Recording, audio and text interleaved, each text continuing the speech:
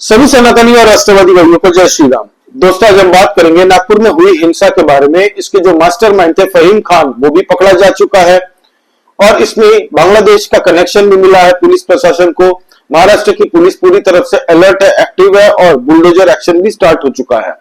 तो आप please like कर दीजिए इस वीडियो को और प्लीज सब्सक्राइब करिए इस चैनल को। दोस्तों, नया चैनल है, आप लोगों की सपोर्ट की बहुत आवश्यकता है। तो दोस्तों, नागपुर में जो हिंसा हुई 2-3 दिन पहले, वो एक वेल ऑर्केस्ट्रेटेड और प्री प्लान्ड हमला था।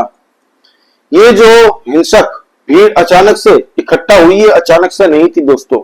फहीम खान था इसका मास्टरमाइंड दोस्तों। इसने एक हिंसा भाषण भी दिया था मस्जिद के अंदर में, ये कहा जा रहा है पुलिस प्रशासन के द्वारा, जिसके बाद में लोग अचानक से इकट्ठा हुए और पत्थर के साथ में, तलवारों के साथ में, और इनके पास में रॉड भी दिखी है। इतने हथियार कहां से अचानक से आ जाते हैं भाई? पहले से तैयार करके रखे होंगे ना, प्लान करके। अब दोस्तों, जब फहीम खान को अरेस्ट किया गया, अरेस्ट करने के बाद में उसके मोबाइल से ऐसे सबूत मिले हैं महाराष्ट्र पुलिस को, देख के चौंक गए पुलिस वाले। इसमें बांग्लादेश के कनेक्शंस भी मिले हैं, फेक एडिटेड वीडियोस मिली है दोस्तों हिंसक बैकग्राउंड म्यूजिक के साथ में, और इसको जबरदस्त तरीके से सर्कुलेट किया गया और हिंसा भड़का दी। दोस्तों, ये जो 400-500 लोग मस्जिद से निकल के एकाएक हिंसा प्रदर्शन कर रहे थे, पत्थरबाजी कर रहे थे, ये लोग 3-4 अलग अलग इलाकों में गए। वहां पे छोटी छोटी जो हिंदुओं की दुकानें थी, उसको आगजनी की, पत्थर मारने शुरू कर दिए दोस्तों। फिर गाड़ियां फूंक दी गई कई हिंदुओं की, इसमें 2 व्हीलर्स भी जला दिए गए कई ऐसे। तो दोस्तों, ये लोग जो घर खटखटा रहे थे हिंदुओं का और ऐसे नारे दे रहे थे, भद्दे भद्दे नारे दे रहे थे ये लोग, उस वक्त में तलवारों से ये लोग दरवाजा खटखटा रहे थे, पत्थर मार के दरवाजा खटखटा रहे थे। सोचिए आप, ये well orchestrated pre planned attack था और इन लोगों को खौफ नहीं था कोई भी। क्यों पता? इन लोगों को पता है कि कुछ ऐसी पॉलिटिकल पार्टियां हैं भारत के अंदर में जो इनका साइड लेने आ जाएंगी, जो इनको वोट बैंक की तरह आज भी देखती है, और इनके लिए वकीलों की फौज भी तैयार हो जाएगी, आप देख लीजिएगा। हालांकि दोस्तों, इस पूरे कर्फ्यू इंपोज करके इस पूरे हिंसा को कंट्रोल कर लिया था नागपुर की पुलिस प्रशासन ने, और महाराष्ट्र पुलिस इसकी पूरी जांच कर रही है जबरदस्त तरीके से। उनको कई ऐसे सोशल मीडिया अकाउंट्स मिले हैं दोस्तों महाराष्ट्र पुलिस को, जिनके आईपी एड्रेस ट्रैक होते हैं बांग्लादेश से। बांग्लादेश से कई ऐसी आइडिया थी जिन्होंने वीडियो फेक सर्कुलेट किए दोस्तों सोशल मीडिया में, और इस आगजनी को और भड़काने की पूरी कोशिश की गई। उसकी भी जांच हो रही है। महाराष्ट्र पुलिस किसी को भी नहीं छोड़ेगी जिन्होंने इस हिंसा को भड़काया और इस हिंसा में जो जो इन्वॉल्व थे। दोस्तों, 400-500 लोग अचानक से तो आ गए नहीं होंगे, इनको वेल ऑर्केस्ट्रेटेड प्री प्लानिंग के साथ में बुलाया होगा, वहां पे इकट्ठा किया होगा। और ये फहीम खान कौन है? ये भाई साहब 2024 में लोकसभा का चुनाव लड़ा था अगेंस्ट नितिन गडकरी जी, 6.5 लाख वोटों से हारा था ये। और कहा जा रहा है भाई साहब पिछले महीने कहीं मालेगांव में गए थे, और कमलेश तिवारी आपको याद है उत्तर प्रदेश का, उसको मारने वाले शख्स के साथ में ये मिला था वहां पे। तो इसके मोबाइल में दोस्तों कुछ पॉलिटिकल कनेक्शंस भी इसके निकल के आए हैं सामने, महाराष्ट्र पुलिस के सामने, और महाराष्ट्र पुलिस पूरी तरीके से खंगाल रही है। कई ऐसे लोग हैं दोस्तों जिनके ऊपर में एफआईआर जबरदस्त तरीके से लॉन्च हो चुकी है, एफआईआर में नाम उनका रजिस्टर हो चुका है। इस फहीम खान के साथ में 6 और ऐसे लोग हैं जिनके ऊपर में देशद्रोह का एफआईआर हुई है, सीधा देशद्रोह का केस चलेगा इन पे। और सच बात है भाई, भारत के अंदर में देशद्रोह करने की परमिशन किसी को नहीं दी जा सकती और नहीं है। इसीलिए तो दूसरी साइड से रिएक्शन नहीं आया, क्योंकि दंगा फसाद करने का नियम नहीं है भारत में, लॉ एंड ऑर्डर ही नहीं है। ये लोग दंगा फसाद करते हैं, इनको पता है हमें पॉलिटिकल संरक्षण मिल जाएगा। अगर रिएक्शन करने लोग अगर निकल पड़ते ना इन लोगों के, तो ये लोग बचते ही नहीं पहले तो, और फिर इन लोगों को विक्टिम कार्ड, विक्टिम बनाते, शहीदी की दर्जा दिया जाता दोस्तों। हुई है 27/25, 28/25, 29/25 और 30/25। इसमें जो पहली एफआईआर है वो ये है कि जो औरंगजेब के खिलाफ में जो प्रोटेस्ट हुआ था, वो प्रोटेस्ट का जो वीडियो बनाकर और उसमें इस प्रकार की टिप्पणी कर उसको स्प्रेड किया गया, जिसमें वायलेंस को बढ़ावा दिया गया, उस पर 27/25 ऐसा एफआईआर दाखिल हुआ है। 28/25 जो वायलेंस जो वीडियोस हुए, उन वीडियोस को क्लिपिंग बनाकर उसको स्प्रेड किया गया, जिससे कि और फर्दर दो समुदाय के बीच में वायलेंस हो। और तीसरा है 29/25, जिसमें अभद्र प्रकार के पोस्ट किए गए, जिससे फर्दर वायलेंस को प्रमाण दिया गया। और 30/25 में जो वायलेंस की वीडियोस हैं उनको ग्लोरीफाई किया गया, उसमें किस प्रकार के एक कैप्शन दिए गए कि अल्लाह अकबर और सर तन से जुदा, और इसकी वजह से और उसको ग्लोरीफाई करके और उसको बढ़ाने के लिए अपील की गई, वो 30/25 में। और इस प्रकार से 4 एफआईआर दाखिल की है। और भारत के अंदर में थैंकफुली पुलिस प्रशासन है, लॉ एंड ऑर्डर है, और भारत के देशवासी लॉ एंड ऑर्डर को मानते हैं। हिंसा किसी को नहीं करनी चाहिए, ये परमिशन भारत नहीं देता, और भारत के अंदर में दोबारा ये ना हो, इसलिए इन लोगों को सख्त से सख्त कार्यवाही होनी चाहिए। आज उत्तर प्रदेश में क्यों नहीं हो रहा? करके दिखाए उत्तर प्रदेश में कोई, किसी की मजाल नहीं है।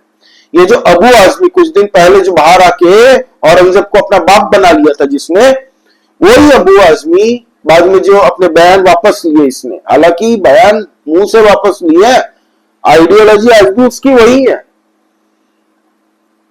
अब अबू आजमी के ऊपर में उसको सस्पेंड कर दिया गया, क्यों? विधानसभा से एक सेशन के लिए, बस हो गई पनिशमेंट। उत्तर प्रदेश के योगी आदित्यनाथ जी ने पार्लियामेंट से कहा था, ये सोच समाजवादी पार्टी ने जो इनको दिए है ना इनके मेंबर, एक बार आ जाइए उत्तर प्रदेश, हमें सेवा का मौका दीजिए, आपका सॉफ्टवेयर अपडेट कर दिया जाएगा। गलती से भी अबू आजमी कभी भी उत्तर प्रदेश के आसपास से नहीं निकलेगा। वो महाराष्ट्र में ये जो हिंसा हुई है, आप देखिए सेम पैटर्न अगर देखने जाए तो दिल्ली में भी क्या हुआ था। दिल्ली के वायलेंस में, दिल्ली हिंसा के वहां पे दिल्ली दंगों में सबसे पहले पुलिस प्रशासन पे अटैक हुआ था।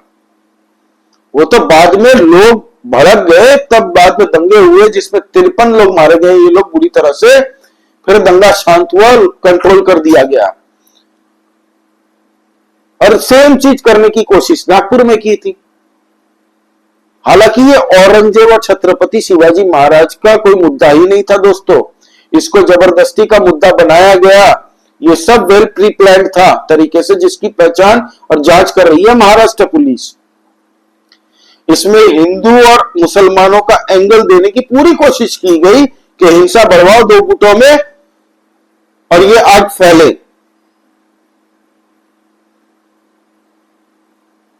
तो ये गलत है, इसकी जांच कर रही है महाराष्ट्र पुलिस। और देवेंद्र फडणवीस जी ने जब कहा है कि इनके ऊपर में एक्शन लगेगा और जबरदस्त तरीके से ऐसी एक्शन किया जाएगा कि आगे से कोई दंगा फसाद ना करे, तो देखते हैं क्या करते हैं देवेंद्र फडणवीस जी। हालांकि यही अगर उत्तर प्रदेश होता है तो मेरे ख्याल से, संभल में आपको पता है ना पत्थरबाजी हुई थी, सेम चीज पुलिस पे पत्थरबाजी करने की पूरी कोशिश की थी, और उसमें पाकिस्तान के आईएसआई का भी दोस्तों लिंक एस्टेब्लिश हुआ था, और इसमें विदेशी ताकतें थी।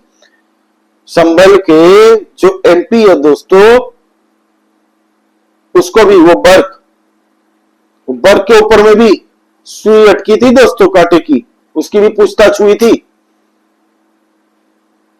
कई लोगों पे आज भी एक्शन हो रहा है वहां पे संभल के अंदर में, उनकी इलीगल घर तोड़े जा रहे हैं। सेम बुलडोजर अभी नागपुर में आई है और कुछ तोड़ाई चल रही है वहां पे। हालांकि जितने लोग इसमें थे पत्थरबाजी में, कोई बख्शा नहीं जाएगा। फेशियल रिकॉग्निशन सॉफ्टवेयर से इनकी एक एक आइडेंटिटी खोजी जा रही है। जितने भी वीडियोस लीक है सब में, सोशल मीडिया में जहां जहां जितनी भी इन लोगों की शक्लें आई हैं, इन सबकी जांच हो रही है। 33 पुलिस वालों को जब दोस्तों उनके ऊपर में हमला होता है ना, तब लोगों के अंदर में गुस्सा आक्रोश पैदा हो जाता है कि कितने दिन तक भाई लॉ एंड ऑर्डर मान के शांत रहेंगे लोग, कितने दिन तक। कभी सेवा अगर गलती से इनकी हो जाती है, एक्शन का रिएक्शन हो जाता, तो इन लोगों का क्या होता? ये जो दंगा फसाद करने आए थे, क्या होता इनका? वो तो भगवान का भला हो कि भाई दूसरी साइड से रिएक्शन नहीं आया, और पुलिस प्रशासन 33 लोग बुरी तरह से जख्मी होने के बावजूद पुलिस ने इसको अंडर कंट्रोल कर लिया कुछ घंटों के अंदर में।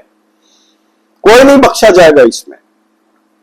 ये दंगे फसाद इरेस्पेक्टिव ऑफ रिलीजन, मुसलमान हो, हिंदू हो, सिख हो, किसी को करने की अनुमति नहीं है इस देश में, और ना ही होनी चाहिए। इनके खिलाफ सख्त से सख्त इंस्टेंट कोई ऑर्डर नहीं, इनको हिरासत में लेने का कोई जरूरत नहीं है। ऐसे स्ट्रिक्ट लॉज इंपोज होना चाहिए कि वहीं पे फैसला कर दो इन पत्थरबाजों का। कोई भी हो, कोई भी दंगा हिंसा फैलाने की कोशिश करता है तो उनके खिलाफ स्ट्रिक्ट लॉ भारत में होने चाहिए। एक सोसाइटी है पूरी भारत यार, अलग अलग कल्चरल, अलग अलग कितने कुछ होते हैं। यहाँ पे मुसलमानों की ईद भी होती है, यहाँ पे हिंदुओं का होली भी होती है, यहाँ पे सिखों की भी लोहरी होती है। कितने रिलीजनों का फेस्टिवल होता है भारत के अंदर में। इतना सेंसिटिव कंट्री है हम लोगों का, एक साथ सब कोई मनाते हैं। ईद भी होती है, होली भी होती है, महाकुंभ भी हुआ। उसके बाद में कुछ ऐसे तत्व होते हैं सोसाइटी के अंदर में जो लोग हिंसा फैलाना चाहते हैं। पूरी तरह से दोस्तों हिंदुओं पर अटैक किया था ताकि दूसरी साइड से प्रोवोक हो और हिंसा फैले। और इसमें जो बांग्लादेशी और आईएसआई जो बांग्लादेश के अंदर में बैठ के जो सोशल मीडिया में ऐसे मिस इन्फॉर्मेशन फैला रही थी, फेक एडिटेड वीडियो सर्कुलेट कर रही थी, इन पे तो एक्शन होगा। यहां पे उनके पलने वाले लोग जो स्लीपर सेल्स है भारत के अंदर में, उसकी भी अब जांच करेगी महाराष्ट्र पुलिस, एटीएस, सबको मिलके, एनआईए, सब निकलेंगे, इनके सारे आका निकलेंगे। कुछ पॉलिटिकल लीडर्स के साथ में भी इसके लिंक एस्टेब्लिश मिले हैं दोस्तों, कनेक्शन मिले। कौन कौन है, क्या क्या है, सब पता चलेगा। आने दीजिए सामने। कई मुसलमानों के भी वीडियोस आए हैं सोशल मीडिया में जो लोग कंडेम कर रहे हैं इस एक्ट को। बोल रहे चलो हर बार बिल फाड़ते हो तुम लोग मुसलमानों का, ऐसे ऐसे लब्बैक लब्बैक अल्लाहू अकबर का नारा तुम लोग दे रहे हो, उल्टा ये लोग के नाम पे बिल फटता है जो शांति प्रिय लोग हैं। हिंदुओं का तो भाई पारा आउट हो चुका है इस बार, बहुत ज्यादा हो रहा है। सोशल मीडिया में लोग कितना कंडेम कर रहे हैं यार। देवेंद्र फडणवीस जी को बोल रहे हैं कि आप थोड़ा स्ट्रिक्ट एक्शन लीजिए और जबरदस्त तरीके से, और वो ले रहे होंगे अपनी तरीके से। उनको सारे पता है कि ये क्या है क्या नहीं है, हम लोगों से तो ज्यादा ही पता होगा। कुछ लोग ज्ञान भी दे रहे हैं लेकिन वो समझ में आता है कि भाई वो ज्ञान नहीं है, वो गुस्सा बोल रहा है उन लोगों का। 400-500 लोग ये जो आए थे ना दोस्तों, इनकी आइडेंटिटी चल रही है, आइडेंटिफाई कर रहे हैं इन लोगों को पूरी तरह से। और नागपुर पुलिस अब मजाक में मूड में नहीं है, महाराष्ट्र पुलिस एक्शन लेगी। जो भी सोशल मीडिया में हिंसा फैलाने की कोशिश कर रहा है या फिर किसी को फेक वीडियो सर्कुलेट कर रहा है, किसी को भी नहीं छोड़ा जा रहा है, सबको आइडेंटिफाई किया जा रहा है। और ऐसा ही होना चाहिए। दंगे फसाद करने की परमिशन किसी को नहीं है, और ना ही पुलिस प्रशासन। पुलिस के ऊपर में कौन हाथ उठाता भाई, पत्थर कौन मारता पुलिस प्रशासन को? पुलिस किसके लिए है? उनकी फैमिली नहीं है? तभी लोगों का गुस्सा और ज्यादा भड़क चुका है कि पुलिस प्रशासन है इसलिए शायद रिएक्शन नहीं हुआ। पुलिस प्रशासन जो दंगा रोकना चाह रही है, बीच में आके बीच बचाव कर रही है, उसके ऊपर में ही हमला होता। कब तक लोग सहेंगे भाई, कब तक?